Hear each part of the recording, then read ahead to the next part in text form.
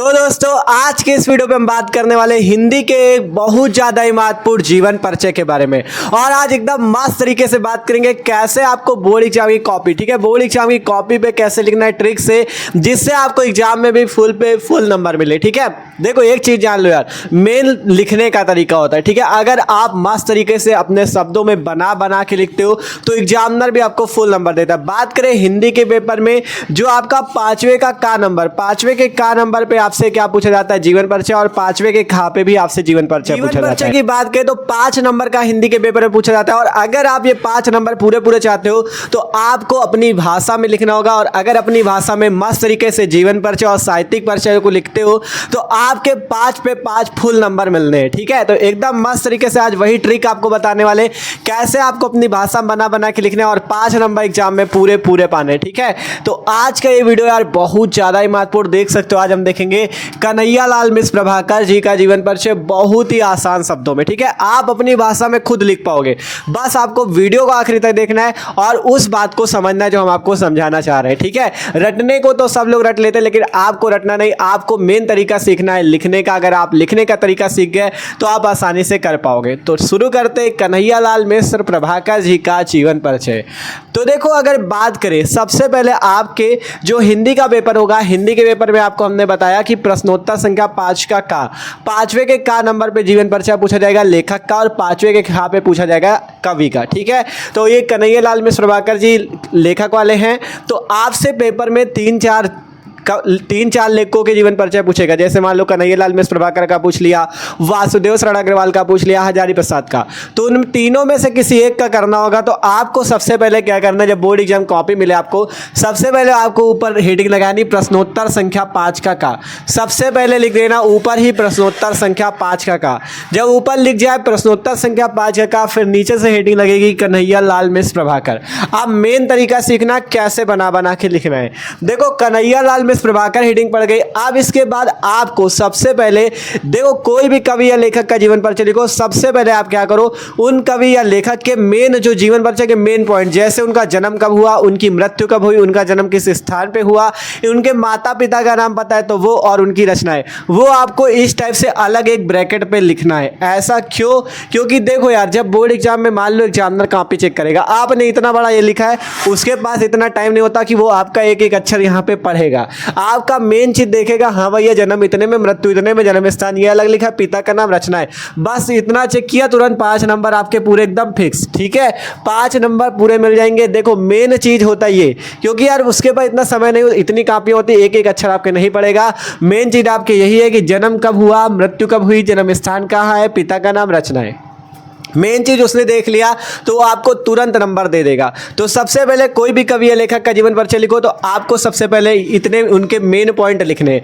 जैसे कि कन्हैयालाल मिश्र प्रभाकर जी का जो जन्म हुआ सन 1906 ईस्वी को हुआ, फिर उनकी मृत्यु कब हुई, सन 1995 ईस्वी, सन 1995 ईस्वी को उनकी मृत्यु हुई थी। फिर जन्म किस स्थान पे हुआ, तो आपका जो कन्हैयालाल मिश्र प्रभाकर जी का जन्म किस स्थान पे हुआ था, देवबंद सहारनपुर में हुआ था। ठीक है, देवबंद सहारनपुर में हुआ था।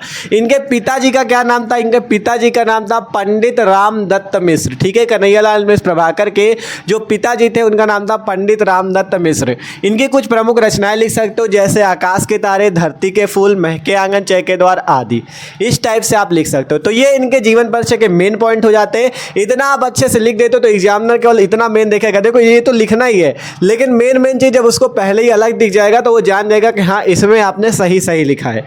अगर यही गलत है तो आपको उसको तुरंत पता चल जाएगा जीवन परिचय गलत लिखा हुआ है।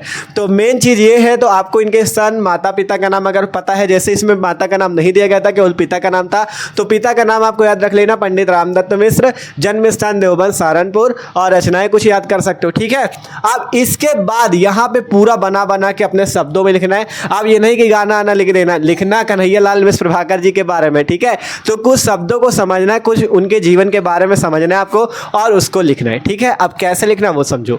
सबसे पहले यहाँ पे हेडिंग लगेगी जीवन परिचय की। देखो यहाँ पे इतना लिख जाने के बाद यहाँ पे हेडिंग लगेगी जीवन परिचय। अब लिखना क्या है इस पे वो समझो। सबसे पहली लाइन रहेगी कि कन्हैयालाल मिश्र प्रभाकर जी का जन्म। सबसे पहले जन्म लिखा जाएगा। कन्हैयालाल मिश्र प्रभाकर जी का जन्म सन 1906 ईस्वी को कहाँ हुआ था, स्थान क्या है जन्म का, देवबंद सहारनपुर। तो कन्हैयालाल मिश्र प्रभाकर जी का जन्म सन 1906 ईस्वी को देवबंद सहारनपुर में हुआ था। पहली लाइन ये रहेगी। दूसरी लाइन रहेगी इनके पिताजी का नाम पंडित रामदत्त मिश्र था। ठीक है, इनके पिताजी का नाम पंडित रामदत्त मिश्र था। इसी तरह से सेम आपको बना बना लिखना है। ठीक है, मस्त तरीका है, इसीलिए कह रहे हैं आपको थोड़ा टाइम देना, पूरा सीखने का प्रयास करना है। ठीक है, तो सिंपल यहाँ पे लिखा गया कन्हैयालाल मिश्र प्रभाकर जी का जन्म सन 1906 ईस्वी को देवबंद सहारनपुर में हुआ था और इनके पिताजी का नाम पंडित रामदत्त मिश्र था। यही चीज़ सिंपल लिख दिया गया, कोई दिक्कत नहीं किसी को, एकदम आसानी से। ठीक है, फिर इसके बाद अब इनके पिताजी का नाम पंडित रामदत्त मिश्र था। अब इनके जीवन के बारे में आपको कुछ बातें समझनी पड़ेंगी कि क्या क्या इनके जीवन में घटित हुआ। अगर आप वो समझ गए तो अपने शब्दों में लिख सकते हो। ठीक है, तो देखो अब इनके पिताजी का तो क्या नाम था, पंडित रामदत्त मिश्र। अब जब पिताजी पंडित है तो वो पुरोहिताई भी करते होंगे, तो हमने लिखा इनके पिता पूजा पाठ तथा पुरोहिताई करते थे। अब पंडित जी हैं तो वो पुरोहिताई तो करेंगे, तो इनके पिता पूजा पाठ तथा पुरोहिताई भी करते थे। ठीक है, तो इस टाइप से आपको लिखना है। आप देखो इनके जीवन के बारे में आपको कुछ बातें समझनी पड़ेंगी। जैसे देखो पहले इनकी बातें को समझो, फिर आपको अपने शब्दों में लिखना है। ठीक है, अब जैसे इनकी आर्थिक स्थिति अच्छी नहीं थी, मतलब इनके घर की आर्थिक स्थिति अच्छी नहीं थी, तो इनकी आर्थिक स्थिति अच्छी नहीं होने के कारण इनकी शिक्षा का क्रम भी टूट गया था। मतलब घर की स्थिति ज़्यादा अच्छी नहीं थी, गरीबी थी, जिस कारण से इनकी शिक्षा का क्रम भी टूट गया था। ठीक है, अब इसके बाद ठीक है यहाँ से इन्होंने ये वाला फिर से पढ़ो। इनकी आर्थिक स्थिति अच्छी नहीं होने के कारण इनकी शिक्षा का क्रम भी टूट गया था और इन्होंने स्वाध्याय से ही हिंदी, संस्कृत तथा अंग्रेजी भाषा का गहन अध्ययन किया। पहले कहा गया इनकी आर्थिक स्थिति अच्छी नहीं होने के कारण इनकी शिक्षा का क्रम टूट गया। फिर कहा गया इन्होंने स्वाध्याय, स्वाध्याय का मतलब समझ सकते हो खुद से, इन्होंने खुद से ही हिंदी, संस्कृत तथा अंग्रेजी भाषा का गहन अध्ययन किया या घर पर ही रह के पढ़ाई की इन्होंने। ठीक है, इसके बाद कुछ समय तक खुर्जा जी एक थे, उनकी एक संस्कृत पाठशाला थी, उसमें इन्होंने शिक्षा प्राप्त की। इसके बाद कुछ समय तक खुर्जा की संस्कृत पाठशाला में इन्होंने शिक्षा प्राप्त की। ठीक है, कन्हैयालाल मिश्र प्रभाकर जी ने। फिर इसके बाद लिखा गया इसके बाद राष्ट्रीय नेता आसिफ अली के भाषण से प्रभावित होकर परीक्षा बीच में ही छोड़कर राष्ट्रीय आंदोलन में कूद पड़े।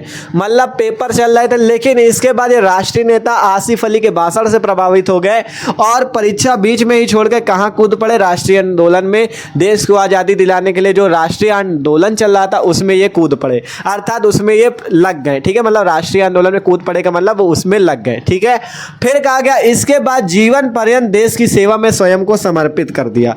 इसके बाद क्या किया, इन्होंने जीवन पर्यंत अपना पूरा जीवन देश की सेवा में समर्पित कर दिया। ठीक है, फिर कहा गया इसके बाद जीवन पर्यंत देश की सेवा में इन्होंने समर्पित कर दिया। फिर भारत के स्वतंत्र होने के बाद ये संपादन में लग गए, मतलब इन्होंने रचनाएं करना शुरू कर दिया। भारत के जैसे ही भारत स्वतंत्र हुआ उसके बाद से इन्होंने संपादन शुरू कर दिया। फिर लास्ट में लिख दिया गया इनका निधन सन 1995 ईस्वी को हुआ। सिंपल देख लो, यहाँ पे जितनी भी बातें लिखी गई, देखो आपको ये थोड़ी नहीं कि एकदम आपको, देखो जितनी बातें यहाँ पे लिखी हम आपसे कह रहे हैं इनको रटना बिल्कुल नहीं, इनको केवल समझना इनके जीवन में क्या क्या घटित हुआ, आपको वही अपने शब्दों में लिखना। किताबी भाषा कभी भी नहीं लिखी जाती। ठीक है, आपको अपने शब्दों में थोड़ा सा बस दिमाग में रखना है इनके जीवन में क्या हुआ, और अपने शब्दों में जितना लिखोगे उतने अच्छे नंबर पाओगे। ठीक है, ये चीज़ जान लेना, कोई भी चीज़ हो आपको अपने शब्दों में जितना लिखना है उतने आप अच्छे नंबर पाओगे। ठीक है, अपने शब्दों का मेन होता है। टीचर को भी लगता है कि हाँ रटा हुआ आपने नहीं लिखा, अच्छा लिखा है, तो वो भी पूरे नंबर देता है। ठीक है, तो सबसे पहले हमने कहा था आपसे ये याद कर लो। अगर ये याद हो गया, देखो ये तो याद ही करना पड़ेगा, सन, जन्म का, मृत्यु का, उनके पिताजी का नाम, जन्म स्थान, रचनाएं। ठीक है, कोई भी लेखक या कवि हो, इतना याद हो गया। अब इसके बाद पहली लाइन यही थी कि कन्हैयालाल मिश्र प्रभाकर जी का जन्म सन 1906 ईस्वी को देवबंद सहारनपुर में हुआ था। इनके पिताजी का क्या नाम था, पंडित रामदत्त मिश्र। अब पंडित जी थे तो इनके पिता पूजा पाठ तथा पुरोहिताई करते थे। फिर इनके घर की आर्थिक स्थिति अच्छी नहीं होने के कारण इनकी शिक्षा का क्रम टूट गया। फिर इन्होंने स्वाध्याय से ही हिंदी, संस्कृत और आपका अंग्रेजी भाषा का गहन अध्ययन घर पर ही रह के किया। फिर इसके बाद ये राष्ट्रीय नेता आसिफ अली, ठीक है, इसके बाद ये राष्ट्रीय नेता यहाँ से पहले। इसके बाद कुछ समय तक ये खुर्जा जी की संस्कृत पाठशाला में इन्होंने शिक्षा प्राप्त की। इसके बाद राष्ट्रीय नेता आसिफ अली के भाषण से प्रभावित होकर इन्होंने शिक्षा को छोड़ दिया। मतलब कि आपका देखो कहा गया, इनके बाद राष्ट्रीय नेता आसिफ अली के भाषण से प्रभावित होकर इन्होंने परीक्षा बीच में ही छोड़ दी। परीक्षा चल रही थी लेकिन परीक्षा को बीच में ही छोड़ के ये राष्ट्रीय आंदोलन में कूद पड़े, अर्थात राष्ट्रीय आंदोलन में लग गए। इसके बाद जीवन पर्यंत देश की सेवा में स्वयं को समर्पित कर दिया और भारत के स्वतंत्र होने के बाद ये संपादन में लग गए। फिर इनका निधन सन 1995 ईस्वी को हुआ। तो ये है इनका जीवन परिचय। ठीक है, इसी टाइप से लिखना है, ये जरूरी नहीं जितनी लाइनें हमने लिख दी उतनी ही रट लो, ये सब कुछ नहीं करना। मेन चीज तरीका सीखो, लिखा कैसे गया है, कुछ बातें समझो और उनको आप अपनी भाषा में लिखो। ठीक है, तो ये चीज है मेन चीज वाला। जन्म और आपका पिताजी का नाम तक तो सेम रहेगा, फिर इसके बाद का इनके समझो और अपने शब्दों में लिखने का प्रयास करो। ठीक है, आप जीवन परिचय हो गया। अब इसके बाद आपसे साहित्यिक परिचय भी पूछा जाता है। कोई भी लेखक के कवि का जीवन परिचय पूछा जाएगा तो साहित्यिक परिचय भी आपको लिखना होगा। साहित्यिक परिचय पे क्या लिखा जाता है कि उनका साहित्य में क्या स्थान था, उन्होंने साहित्यिक रचनाएं कौन कौन सी की, ये सब चीज। ठीक है, तो यहाँ पे हेडिंग लगी साहित्यिक परिचय। साहित्यिक परिचय पे हमने लिखा कन्हैयालाल मिश्र प्रभाकर हिंदी साहित्य के सर्वश्रेष्ठ निबंधकार व साहित्यकार थे। ये जो आपके कन्हैयालाल मिश्र प्रभाकर जी थे, ये हिंदी साहित्य के सर्वश्रेष्ठ निबंधकार व साहित्यकार थे और इन्होंने स्वतंत्रता सेनानियों के लिए मार्मिक संस्मरण रचनाएं की हैं। ठीक है, इन्होंने स्वतंत्रता सेनानियों के लिए मार्मिक, यहाँ पे मार्मिक था, ये मार्मिक संस्मरण रचनाएं की हैं और पत्रकारिता के क्षेत्र में इन्हें अभूतपूर्व सफलता प्राप्त हुई है। पत्रकारिता के क्षेत्र में भी इन्हें अभूतपूर्व सफलता ये मान लो प्राप्त हुई है। ठीक है, तो सिंपल यही चीज लिखा गया उनके साहित्य के बारे में। सबसे पहले लिखा गया कन्हैयालाल मिश्र प्रभाकर हिंदी साहित्य के एक सर्वश्रेष्ठ निबंधकार व साहित्यकार थे और इन्होंने स्वतंत्रता सेनानी, स्वतंत्रता आंदोलन में रहते थे वैसे भी, तो स्वतंत्रता सेनानियों के लिए मार्मिक संस्मरण रचनाएं की हैं और पत्रकारिता के क्षेत्र में इन्हें अभूतपूर्व स्थान भी प्राप्त हुआ है, अभूतपूर्व सफलता भी इन्होंने प्राप्त की। आप जरूरी नहीं जितना हमने लिख दिया यही लिख दो, आप अपने शब्दों में लिख सकते हो कि ये बहुत अच्छे लेखक थे, इन्होंने ये रचनाएं की, अपने शब्दों में लिख सकते हो कुछ भी। ठीक है, तो मेन चीज़ें केवल समझने का प्रयास करो, फिर अपने शब्दों में भी आप एक दो लाइन बढ़ा के लिख सकते हो। ठीक है, अब इसके बाद आप नीचे कुछ रचनाएं लिख सकते हो। जैसे कि आपको एक चीज़ जान लो, कोई भी लेखक या कवि है, अगर उसका जीवन परिचय याद करो तो कम से कम उसकी 5 या 6 रचनाएं याद कर लिया करो। ठीक है, क्योंकि रचनाएं भी लिखना होगा, आपसे पूछा जाता है जीवन परिचय, साहित्यिक परिचय तथा रचनाएं लिखिए। ठीक है, तब 5 नंबर मिलते हैं। तो रचनाएं हैं जैसे जिंदगी मुस्काई, माटी हो गई सोना, भूले बिसरे चेहरे, दीप जले शंख बजे आदि। और कुछ रचनाएं यहाँ पे भी लिखी थी, आप लोग आराम से 5-6 रचनाएं याद कर लेना। ठीक है, तो यहाँ पे रचनाएं लिख दी गई, जिंदगी मुस्काई, माटी हो गई सोना, भूले बिसरे चेहरे, दीप जले शंख बजे आदि। तो इस टाइप से ये है इनका जीवन परिचय, साहित्यिक परिचय, रचनाएं। इस तरह से लिखते हो, कोई भी आपके 5 नंबर काटने वाला नहीं, चाहे जिस या लेखक या कवि का आप जीवन परिचय इस ट्रिक से लिख सकते हो।